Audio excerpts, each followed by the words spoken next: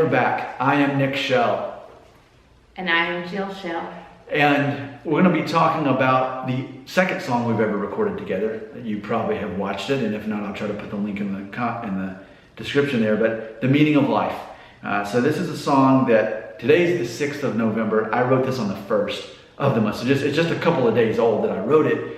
Specifically, I wrote it in about, I think, an hour while my wife was getting ready for bed or something like that. It just really came to me because all this stuff was already in my head. I was already sorting it out. The opening line, is it heaven or hell in the end, or do we just fade to a black screen? I think that's an epic question. And I think at some point in your life, you have to at least address it in your mind. Like for us being Christians, we believe we will live an eternity in heaven based on our faith.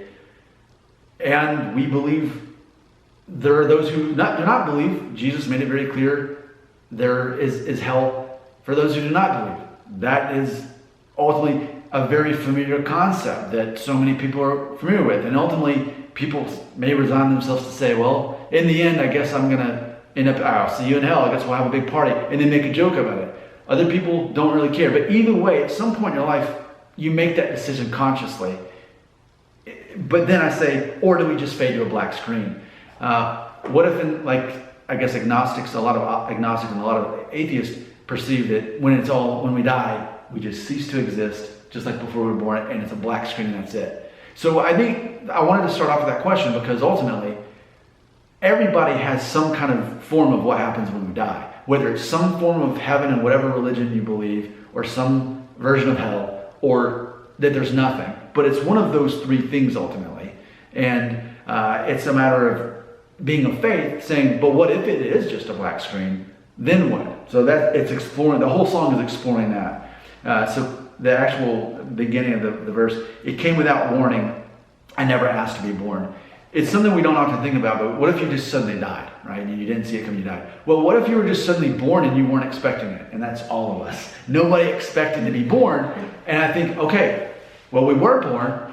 Now what? Especially how our lives are accountable to each other. And again, to when it all ends, is it just a black screen? Are you not accountable for your life outside of the moment you die? Or are you accountable in any kind of eternal concept? So continue to explore that. I guess the main part that we're finding here, time is not on our side as we're deciding the meaning of life. I think that's a major inconvenience. Like there's so many mysteries of life and we don't know, any of us, how long we're going to live. And ultimately, we're in charge of figuring out what the purpose of our life is. What is the meaning of our lives as individuals? But time's definitely not any advantage of that. So I think that's interesting. I just wanted to point out that paradox, that irony there. The next verse, I choose faith and hope, but there's no way of knowing until it's too late. If I'm wrong, will I know it? And I think that's, for me in my Christian faith, this year specifically, that's been my epiphany. Is that ultimately, yes, I believe what the Bible says is true. Yes, I believe the words of Jesus. Yes, I believe all these things. Faith is the substance of things unseen. However, I could be wrong. And that's ultimately where I'm at with my faith. Knowing that I choose to believe my faith to the extent that even if I'm wrong, it's still my choice that I'm making that choice to believe it.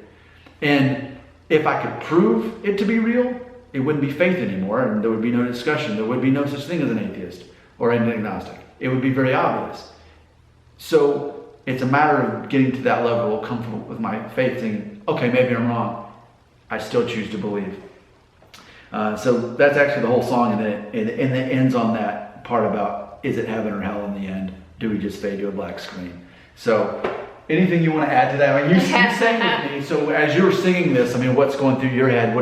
How do you feel about? No, I like the second verse. I always think about, I think for a long time I explained that as my, kind of the reasoning behind my faith, or an explanation of, I believe, but in the end, if I'm wrong, it doesn't matter. Will it matter? It doesn't matter if there was no Jesus, if there is no God, and we just fade to a black screen, it doesn't matter anymore. We don't exist, but I'll have lived a life of trying to be honest and true and helpful to people. And I feel like the things that Jesus taught, that is what humanity needs to focus on.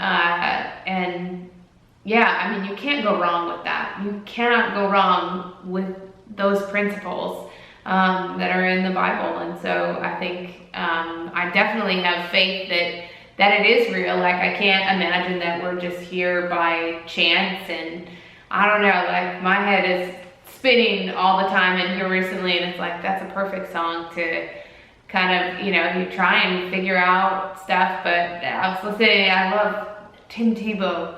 Shout out to him. I love his book.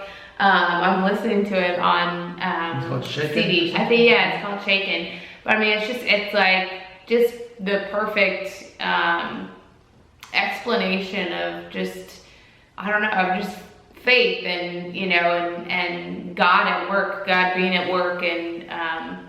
And he talks about, what was the point I was going to make?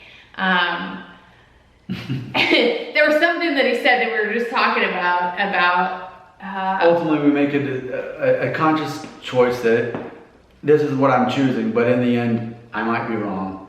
But ultimately we live by these principles, and we're time's up anyway from the battery. Okay. There you go. Well, thanks for watching.